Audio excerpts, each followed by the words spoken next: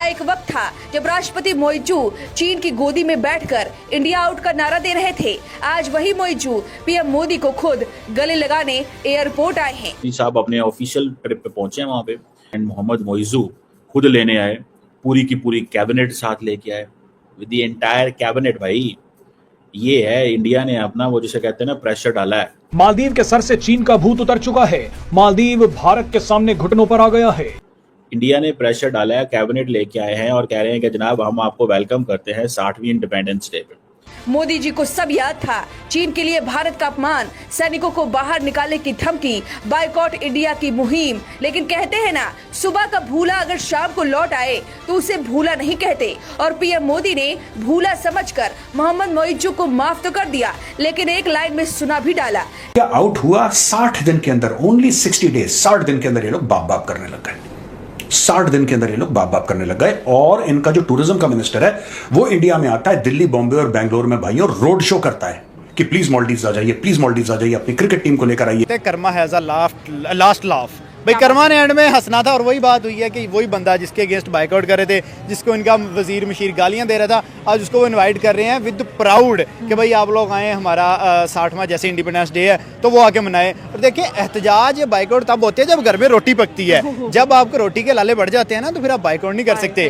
Boycott किया था इन्होंने इंडिया के साथ, क्या हालात हुए थे। उन्होंने लक्षद्वीप की तरफ जाना शुरू कर दिया। मालदीव सारे के मसले, सारी चीजें बंद, खाना पीना, बिजली, हर पास पानी भी इंडिया से आता वो भी बंद। मैं वही कह रहा हूँ, हर चीज बंद हो गई थी। कोविड के बाद मालदीव की इकोनॉमी बुरी तरह से चरमरा गई। विदेशी मुद्रा भंडार सितंबर 2024 में सिर्फ $440 मिलियन बचा था, मतलब सिर्फ 1.5 महीने का आयात। ऐसे में भारत ने तुरंत $750 मिलियन की करेंसी स्वैप और $100 मिलियन के ट्रेजरी बिल रोल ओवर की मदद की। भारत की मदद बिना शर्त थी, जबकि चीन की मदद शर्तों से जकड़ी हुई थी। नरेंद्र मोदी हैं, उन्होंने इस चीज को अंडरस्टैंड किया कि जितना पैसा देना है तुम मालदीव्स में दो और मालदीव्स की लॉयल्टी ले लो।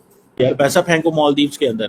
इंडिया ने अच्छे भले पैसे फेंके और मालदीव्स का जो एजेंडा है वो भी ठीक हो गया। इंफ्रास्ट्रक्चर डेवलपमेंट भी हो गई है, इकोनॉमिक कोऑपरेशन भी है, ट्रेड में भी कहते हैं बेहतरी हो गई, मैरीटाइम सिक्योरिटी अब ठीक हो गई। पहले कहते थे इंडियन फौजियों को यहाँ से निकालो, अब मैरीटाइम सिक्योरिटी पे मालदीव्स काम कर रहा है। ठीक है जी, अब पीपल टू पीपल एक्सचेंज भी जो है वो बेहतर हो गया।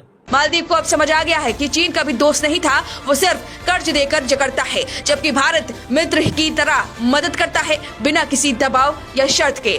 पीने के लिए पानी चाहिए, खाने के लिए खाना चाहिए।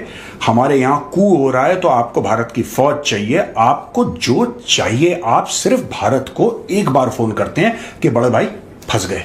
उसका कारण यह है कि China will never help you. China ने कभी किसी देश की मदद नहीं करी है। चाइना ₹1 किसी को देने के लिए राजी नहीं है। और अगर देखो, चाइना मोटे पैसे देगा, चाइना मोटे पैसे देगा, अरबों डॉलर दे सकता है चाइना एक झटके में। लेकिन चाइना जो है आपका गुर्दा और कलेजी गिरवी रखवा लेता है। आपका घर, आपकी जमीन, आपके खेत, आपके बर्तन, आपके परिवार वाले सब गिरवी रखवाता है चाइना। और चाइना कहता है पैसे की कोई इशू नहीं है यार, पैसे की बात मत करो, पैसा अपने पास अथाधन है। आप बताओ कितना चाहिए? कि जी $10 अरब चाहिए। 10 अरब चाहिए, नो प्रॉब्लम, लो 10 अरब, आ गए पैसे।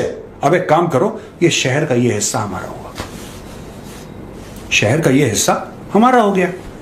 क्योंकि उनको पता है, देखो चाइना उसी को पैसे देगा जब चाइना को पूरा विश्वास हो जाएगा कि ये देश वो पैसे हमें वापस नहीं कर सकता।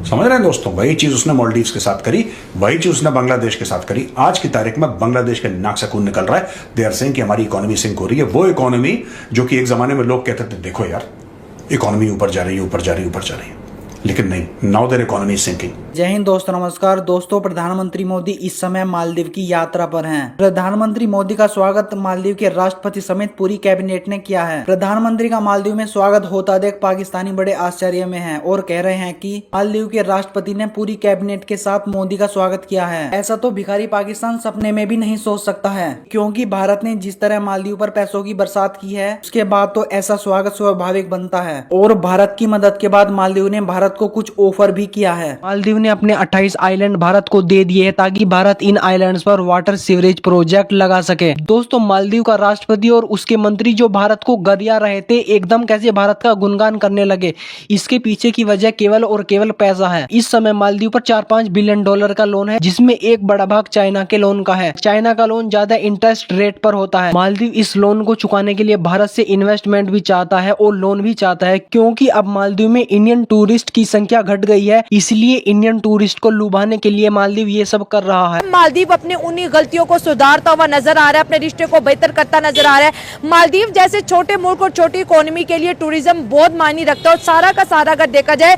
मोर देन 50% जो टूरिज्म है मालदीव का वो सिर्फ और सिर्फ इंडिया से आता है। इस साल मालदीव ने इंडिया का दिल जीतने के लिए एक और भी बड़ा कारनामा किया है कि कैटरीना कैफ को मालदीव की ब्रांड एम्बेसडर बनाया। वो पूरी दुनिया में मालदीव को प्रमोट करेगी एज अ मालदीव की ब्रांड एम्बेसडर। तो मेरे ख्याल with in a month Maldives जो था वापस अपनी औकात में आ गया, तो उन्हें पता चल गया था। यार देखिए, रीजन वही दोबारा से बात आती है कि इंडिया के पास पॉपुलेशन का बहुत बड़ा एज है और पॉपुलेशन के अंदर यूनिटी का बहुत बड़ा एज है।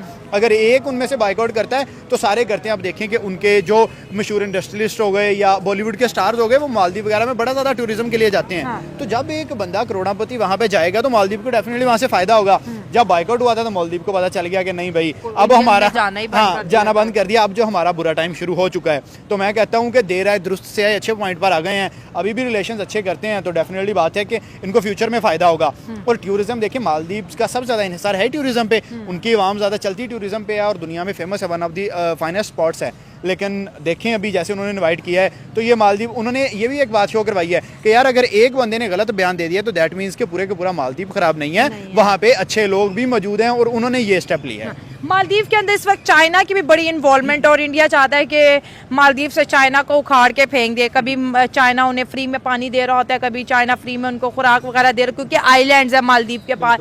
तो आपको क्या लगता है कि क्या मालदीव जितना स्ट्रांगली इंडिया के साथ खड़ा है, क्या चाइना के साथ उस तरह से बॉन्ड बना पाएगा? नहीं, मुझे नहीं लग रहा है, क्योंकि चाइना जो है, चाइना भाई बड़ा नेक टू नेक चलता है, बिजनेस से रिलेटेड चलता है। बिजनेस का जहां उन्हें पाकिस्तान में कितना फायदा नजर आ रहा है तो वो पाकिस्तान के साथ खड़े हैं। जिस दिन मफाद खत्म हो जाएगा, जिस दिन बंदरगाहों से उनका काम खत्म हो जाएगा, वो पाकिस्तान से पीछे हट जाएंगे। और अगर बात करें मालदीव और इंडिया की, उनका एक अच्छा रिलेशन है और अच्छा एक रिलेशन बिल्ड कर रहा है। और इंडिया के पास भाई 150 करोड़ की पॉपुलेशन है। उन्होंने तो एप्पल का जो स्टोर टेस्ला का स्टोर हुआ है महाराष्ट्र में ओपन, तो उन्होंने कहा हिंदी में लिखो इसके ऊपर टेस्ला, उन्हें लिखना पड़ा है। उन्हें ये बात मानना पड़ी है। एप्पल वाले आए थे तो उन्होंने कहा था कि यहाँ से मैन्युफैक्चर होंगी चीजें, तो मतलब वो दुनिया को डंके की चोट पे मनवाते हैं कि भाई अगर हमारी कंट्री में उनके पास मिडिल क्लास आता है ना, बिल्कुल हमें बिलियनर तो है, मिडिल क्लास की वजह से उनकी चलती है। भाई मालदीव का बाइकआउट किया, टूरिज्म जीरो पे आ गई। टर्की का बाइकआउट किया, टर्की को भी कई करोड़ों का नुकसान हो रहा है, तो वो एक मिडिल क्लास का भी एज है ना। हाँ, डेफिनेटली यही वो चीजें हैं ना जो देखें एक छोटे छोटे पॉइंट मिलकर एक पूरी चीज बनती है। और एज अ कंट्री देखें राइट नाउ इंडिया के एशिया कंटिनेंट के अंदर स्पेशली बड़ा फास्ट ग्रोइंग कर रहा है इकोनॉमी के लिहाज से लेके, आप किसी भी फील्ड में उसे ले लें तो अभी भाई दुनिया को उनके आगे झुकना ही पड़ेगा। ट्रंप देखें यार, तीसरे दिन कोई ना कोई टांग फंसा लेता है कहीं ना कहीं और अगले चौथे दिन यू टर्न ले लेता है। हाँ। ये तो क्या कहते हैं लोग, इमरान खान को कहते हैं यू टर्न लेता है, ये उससे भी 2 स्टेप आगे है। मतलब अमेरिका का भी ये कि वो खुल के इंडिया के सामने नहीं आता। देखिए ना, सिंपल सी बात है कि अमेरिका की जितनी ज़्यादा चीज़ें आ रही हैं वो 150 करोड़ पॉपुलेशन बाइकआउट कर देगी तो अमेरिका कहाँ बेचेगा? अमेरिका, चाइना, इंडिया ये आपस में लड़ेंगे भी लेकिन ट्रेड भी करेंगे, इनकी मजबूरी है। इन्होंने अपना माल निकालना ही निकालना है, एक रकबे के हिसाब से बड़ा है, एक पॉपुलेशन के हिसाब से बड़ा है। तो डेफिनेटली बात है इनके जो मामलात है जैसे मर्जी चलें, जैसे मर्जी होते रहे, जो मर्जी होता रहे। बट बात करने की ये है कि मालदीव कैसा अपनी औकात पे है कि मोदी को उन्होंने इन्वाइट किया, आए जी आके हमारा 6 जो इंडिपेंडेंस डे है उसको एंजॉय करें।